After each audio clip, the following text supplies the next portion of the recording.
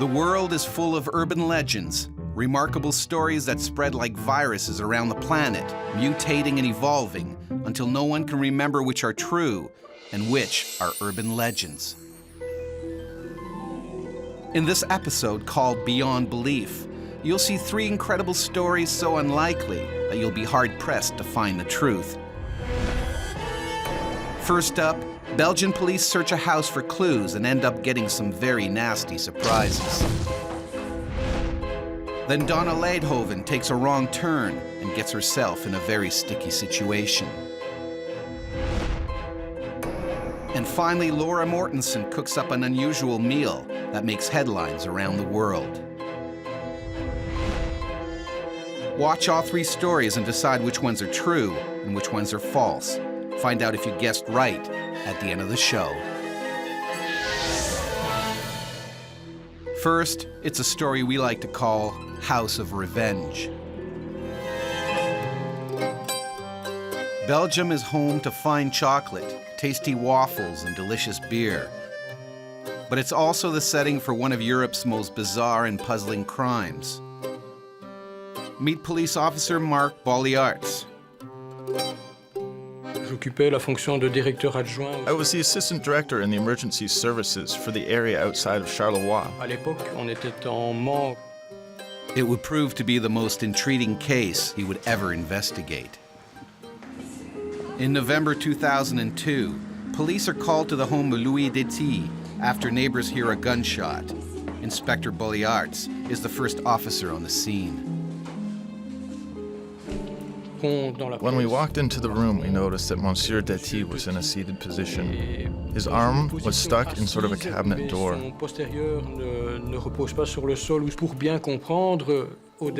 We didn't know cause of death at first. When we noticed the hole in Detti's throat, we thought he might have injured himself with a tool while he was working.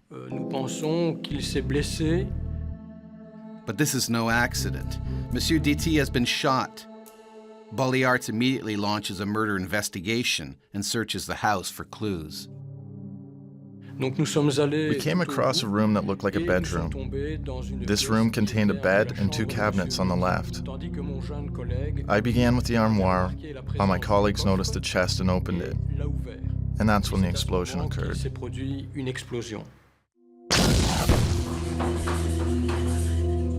The officer has had a lucky escape. If he'd opened the chest from the front, he would have been killed. Inspector Bolliarts suspects there could be more traps and calls in the bomb squad. All the traps we found were extremely dangerous. All were very well calculated and were well executed. The bomb squad comes across a shotgun propped suspiciously against a wall. There was a trap that was behind the hunting gun. A tiny wire leads from the shotgun barrel to a homemade pipe gun hidden in the wall. The wall had been repainted, plastered. It was completely invisible. They find another deadly device in the TV set. The TV was attached to a wire, and when you turned the TV towards your viewing angle, it would set off a trap. Behind the TV's speaker lies another homemade gun. All the traps built in the house always aimed for the head. The house is riddled with hidden devices. We broke down the walls, removed all the trims. Each trap was completely removed, including the material around it. In the whole world, there's never been such a concentration of traps. Then the police discover a book full of drawings and riddles. We found 17 traps by ourselves. When we got the book, we compared the elements with those we had found. Afterwards, we knew there were 3 traps that hadn't been discovered yet. Stumped, the police approach Monsieur Detti's family to see if they can help find the final traps. It's inhuman. It's incomprehensible. These things aren't done. One of the unsolved riddles is titled Cheaper by the Dozen. 13 à la douzaine. Cheaper by the Dozen was a movie we watched when we were much younger, and they break dishes in the movie. Sure enough, there was a trap involving dishes, and if the dishes were moved, the trap would go off. Le piège se mettait en route. With all the traps diffused, Inspector Bolliarts examines the device that killed Louis Detti and comes to a chilling conclusion. We realized Monsieur Detti died either building or performing maintenance on a trap. Far from being the victim of a heinous murder, Monsieur Detti was a victim of his own ingenuity. We were able to learn that Monsieur Detti resented his children following an inheritance dispute. He was angry that his mother sold us the house. That's all. If Monsieur Detti couldn't live there, then he wanted to make sure no one else could. He was a really selfish person. He didn't have a loving personal relationship with his family. He was someone with an unimaginable ego. But he got his comeuppance when he accidentally set off the 20th booby trap, hidden in a cabinet. I think Monsieur Detti must have had a phenomenal hatred towards his children to ever come so far as to act this way. So is this story the truth, or have we trapped you in our web of lies? Find out at the end of the show.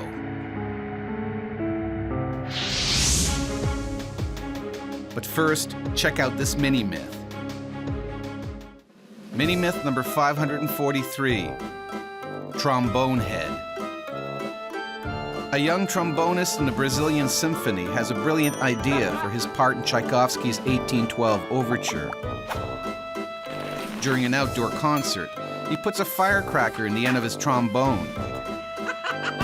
His plan is to blow the firecracker up into the sky, wowing the crowd. Instead, when the firecracker goes off, it shoots into the orchestra and hits the conductor in the stomach, throwing him back into the audience. Meanwhile, the force of the explosion knocks the trombonist off his chair, sends a burning jet of hot air into his mouth, and renders him unconscious.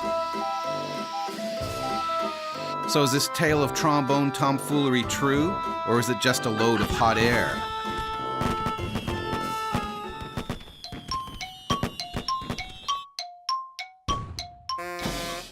It's false. This myth of musical mayhem has been around for over 50 years, sometimes featuring other instruments like clarinets, flutes, and trumpets. On Urban Legends, we show you 3 amazing stories. You must decide which ones are radically real and which ones are just marvelously mythical.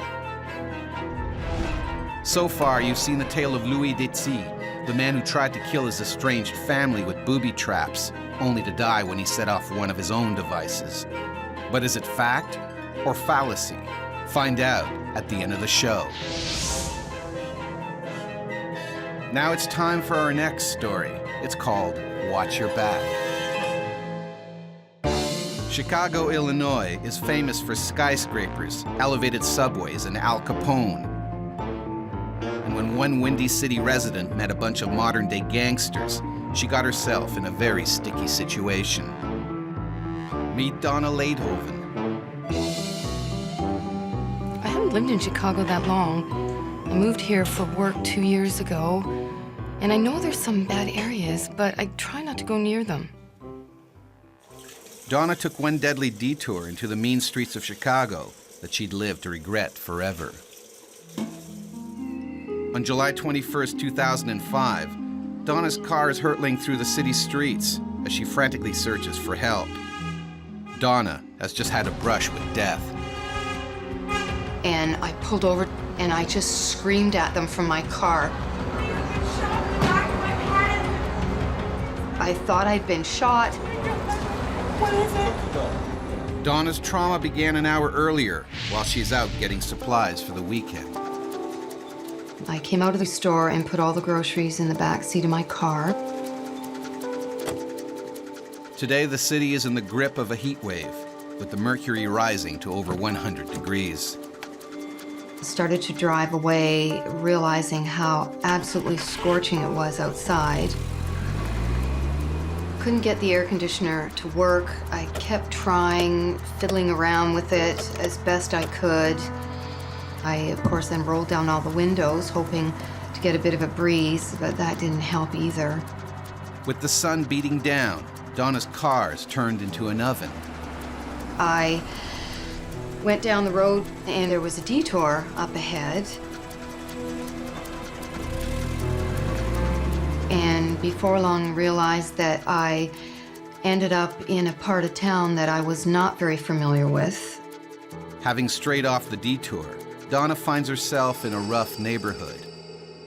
But I continued through anyway and saw on a stoop that there was a group of guys sitting there drinking something out of a brown paper bag, and that made me a little nervous as well. Donna's car is about to let her down yet again. Pulled up to the stop sign, and sure enough, my car stalled. The guys saw me stop and started to come up to my car. They seem like they're looking for trouble. And I rolled up my windows right away. I just didn't know what to do. They sort of all started swarming my car. And I just kept trying to turn the key. Thank God it finally started. I just took off from that intersection. And I wasn't even thinking, I just knew that I needed to get out of there. But Donna's bad day is about to get even worse. I hadn't gone very far when I heard this huge explosion. And I felt this stinging and this burning on the back of my head. And I thought that I must have been shot. Panicking and in fear of her life, Donna tries to find help. First thing I noticed was a group of guys working at the side of the road.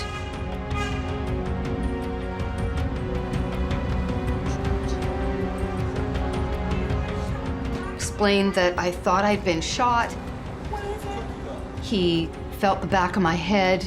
He sort of started to laugh and said, I think it smells like cookie dough. It smells like chocolate. If Donna hasn't been shot, then what happened? And I thought, what on earth is he talking about? When I suddenly remembered that I had bought cookie dough at the grocery store. And in fact, because of the heat, it had been so hot that the package must have exploded in the back seat of my car and hit me in the back of the head. I was a little bit embarrassed, but obviously thankful that I had not been shot. So is the story true, or have we just cooked it up? Find out at the end of the show.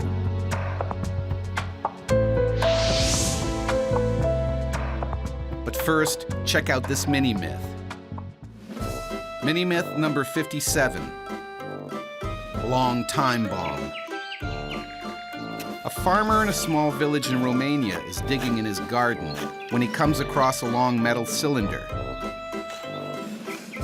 After taking it out of the ground, he uses it to sharpen hoes and scythes. One day, a neighbor notices his makeshift anvil and calls the fire brigade. They arrive and are shocked to see that the anvil is a live, unexploded World War II artillery shell. They seize it and turn it over to the Army bomb squad, who destroys it in a controlled explosion. So, is this story true, or have we blown it out of proportion?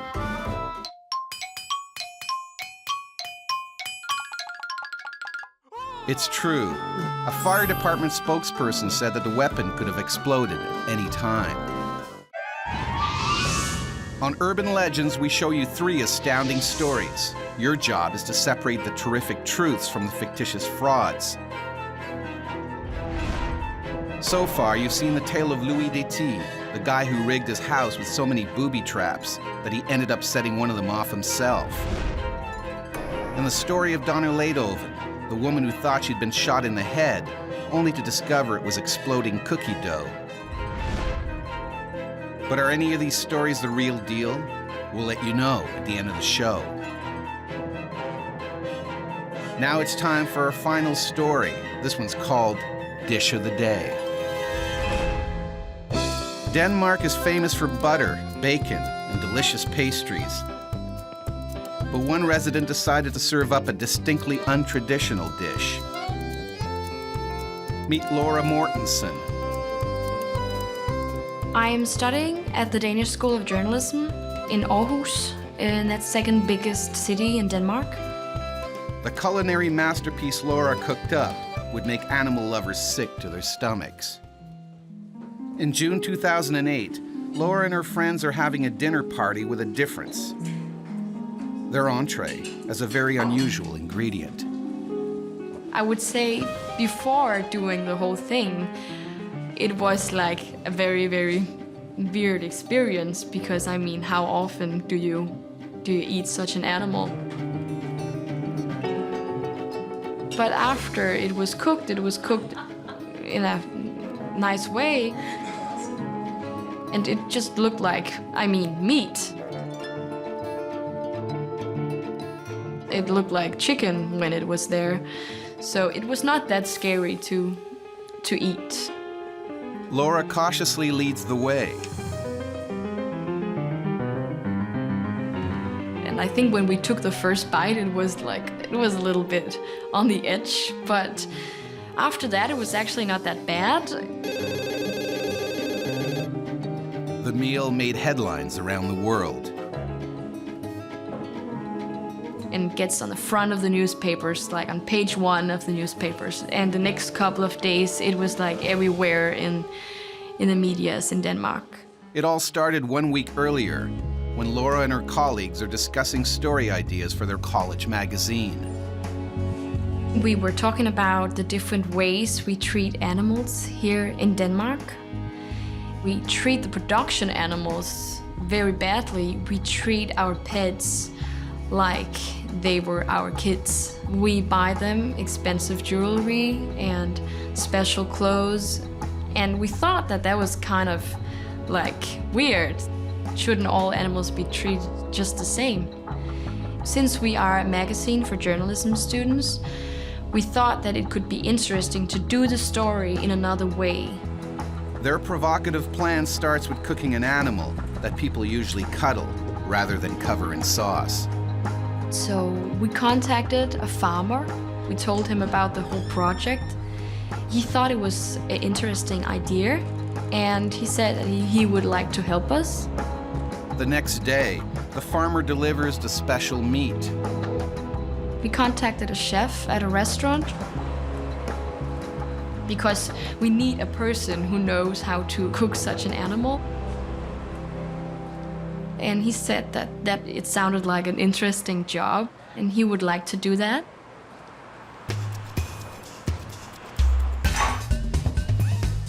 Then the chef arrives to cook up the momentous meal. He prepared it like rabbit. He said that the meat was a bit like rabbit meat. And we had a photographer there taking pictures of it. After that, we got together around the table. Everything is set now for the taste test. It's kind of a cliche because when people taste weird things, they always says that it's like chicken. But that was actually the case this time too. To everyone's surprise, the meal actually tastes pretty good. So what was the mystery meat? But still, it was a weird experience sitting there and eating a cat. Is it worse to eat a cat than to eat another animal? Isn't this just about how we treat the animal before we eat them? It was just a way to show that all animals are equal. So is this story the cat's pajamas? Or is it just a bunch of fluff? You don't have to wait much longer to find out. All will be revealed after this final mini-myth. Mini-myth number 1543. The Checkout Trickster. Bob Mello stands in the checkout line at a department store when he notices an old woman staring at him. She tells Bob that he looks like her grandson who just passed away. Becoming tearful, the old lady asks Bob if he would mind saying goodbye, Grandma, when she leaves. Feeling sorry for her, Bob agrees. As the old woman exits with her shopping bags, Bob says, "Bye, Grandma." She waves and smiles as she walks out the door. When Bob approaches the cashier to purchase a tie, he's hit with a $300 bill. Bob is stunned as the cashier explains that the grandma said he'd pay her bill. So, did Granny really pull a scam, or is this just old folklore? It's false. Other versions are set in roadside diners or grocery stores, but the bill is always left with a hapless stranger.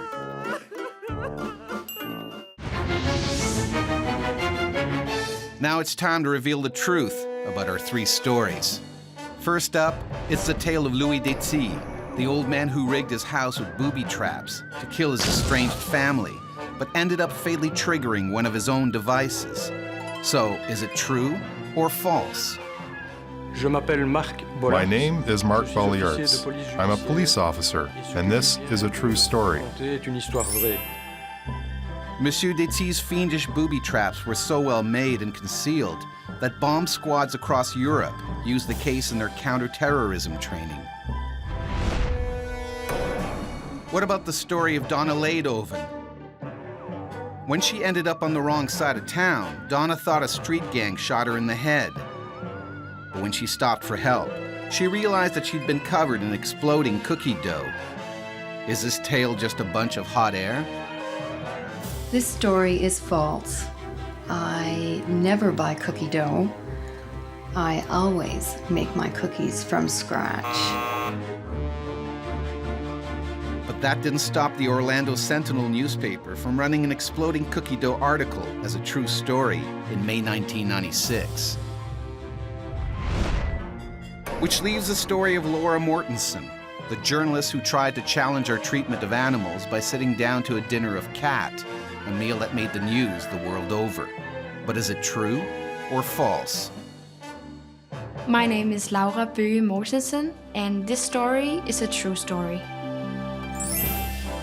Laura Mortensen's kitty cooking got her banned from Facebook, but it's more common than you think, especially in Peru, where they have an annual cat-eating festival. That's the end of our episode called Beyond Belief. Could you spot the telltale truths, or were you taken in by the mind-blowing myths? Don't worry if you couldn't. You'll get another chance to separate fact from fiction in the next installment of Urban Legends.